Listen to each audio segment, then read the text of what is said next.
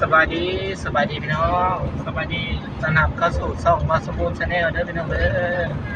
สบายดีเด้อลูกวันนี้ไหมไม่ต้องไหมข้างล่างนี่สบายดีวันนี้สบายดีเด้อลูกงามให้งามเลย สบายดี ลูกชายโทนพ่อได้น้องพี่น้องตอนนี้กับบาสมุนกับมาพาครอบครัวมานำพี่น้องตอนนี้บาสมุนมาทางแข่งขมวดนะพี่น้องเด้อไปทางเมืองคุณคำพี่น้องเลยขึ้นทางผิดแล้วเราไปทางที่ไปทะลุสอดไปทางเมืองหินบูนเนาะพี่น้องเนาะตอนนี้บาสมุนก็กำลังเก็บบรรยากาศแคมทางไปนำเด้อพี่น้องเด้อลงมาสิลงมาทางผิดเลยทางทะแขกไปเลยพี่น้องบาสมุนขึ้นมาทางเมืองนากายพี่น้องแล้วโค้งไปทางเมืองคุณคำแล้วก็ไปทางบุเลยพี่น้องกับบรรยากาศเส้นทางนะพี่น้องเนาะมาเด็กกันมากัน3 คนพี่น้องไอ้กินมาสบายดีด้วยลูกสุดสายโทนนำฮะเด็กสบายดีกันนี่สบายดีฮะเด็กโอป้าได้ผ้าห่มแดงคนพี่น้องสายโทนคักพี่น้องคักตัวนี้พี่น้อง3 คนเลยพี่น้องไปเที่ยวนำนะพี่น้องนะ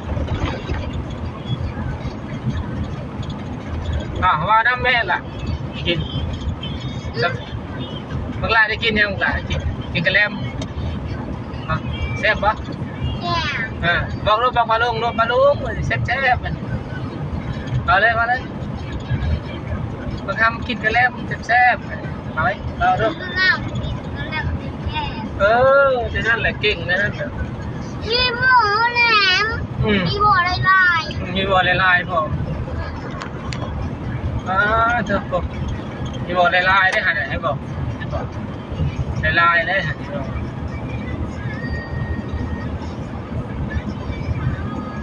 เพราะว่าวาสมุนไปแต่เช้าพี่น้อง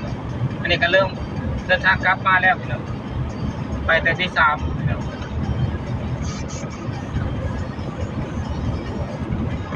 ฝากในเด้อพี่น้องเด้อเพื่อได้เข้ามาติดตามก็อย่าลืมกดไลค์กดแชร์พี่น้องกดติดตามเพื่อเป็นกำลังใจพี่น้อง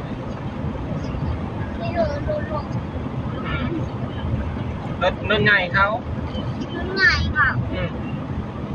นี่นะมาเบิ่งนี่นะน้ำพอนี่ว่าน้ำพอนี่ไว้นี่ว่าน้ำพอนี่ปะนะผมแดงไว้ก่อนนี่ว่าน้ำพอนี่ว่าสบายดีปลาลุงไหมเคินได้พี่น้องเพิ่นยังเคินใส่โทนได้ที่ไหนอายุจักปีแล้วบักหลานเนี่ยอายุ5 ปีเหมือนหลอกคนเลยอายุจะไปดีแล้วอายุบักหลาน5 ปีเหมือนอายุ5 ปีว่าดีบักหลานจะไปบุญเหมือนบักหลานจะไปบุญมุนเหมือนบุญโง่เก่งบุญน้ำคลองบุญน้ำคลองอีกจะได้พ่อพาไปเบิ่งอีกเป็นบุญน้ำคลองเนาะเด็กเบิ่งเป็นบุญน้ำคลองเห็นน้ำคลองใหญ่เนาะน้ำคลองหลายตื่นเต้นนะประเด็นน้ำคลองใหญ่ตื่นเต้นหลักก็ดีใจเลยแหละอันนี้ยิ้มเบยแล้วแหละ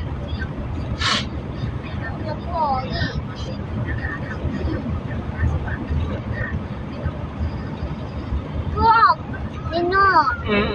เดี๋ยวพระชิจอดให้เบิ่งตอนนี้ปัจจุบันกำลังเดินทางลงมาแล้วยังเนาะร้อนแห้งเลยทีเดียวอากาศกับตอนนี้ก็ร้อนไปหมด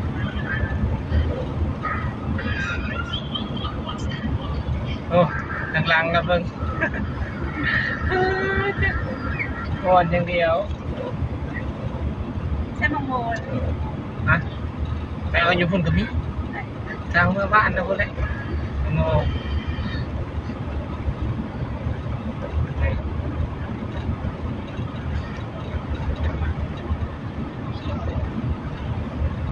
มาเป็นมันที่หอดตัวเองทางมันที่ยากเลยพี่น้องเลยเดี๋ยวมาสมบูรณ์สิขอจบคลิปไปก่อนเด้อพี่น้องเด้ออย่าลืมพี่น้องผู้ใดเข้ามาติดตามอย่าลืมกดไลค์กดแชร์กดติดตามพี่น้องทำเป็นกำลังใจนะพี่น้องเนาะกินบ๊ายบายเด้อกินบ๊ายบายไปเลยบ๊ายบายเด้อ นั่นเองกินได้บายเลย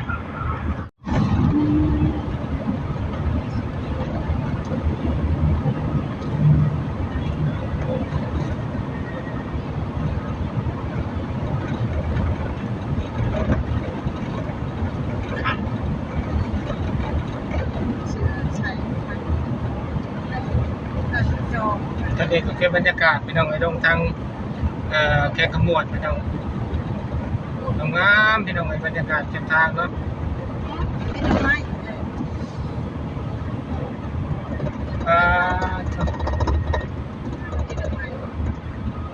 จะลงใหม่ว่ามีบุญได้พี่น้องเลยดีได้โอ้รถเมล์เด้อ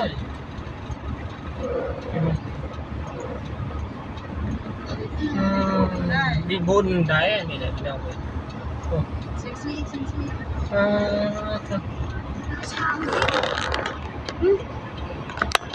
พี่โล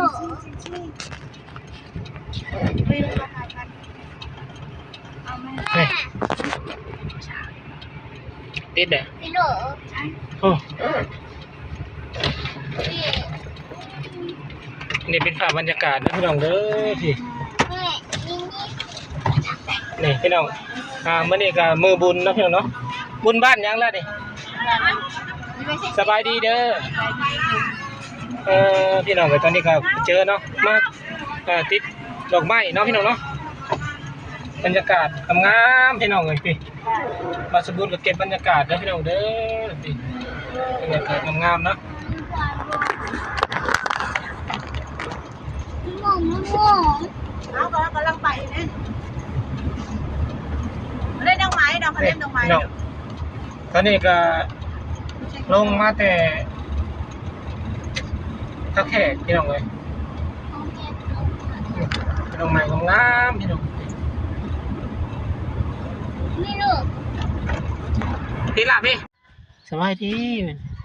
พ่อพี่โลไผ่ โอ้โหปากไผ่แล้วลูกอ่ะ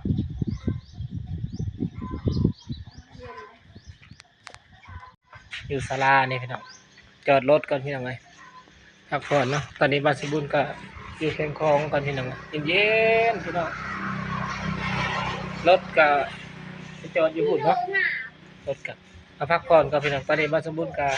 ลงมาแต่ทางเมืองคุณคำนะพี่น้องเนาะลงมาเลาะมาทาง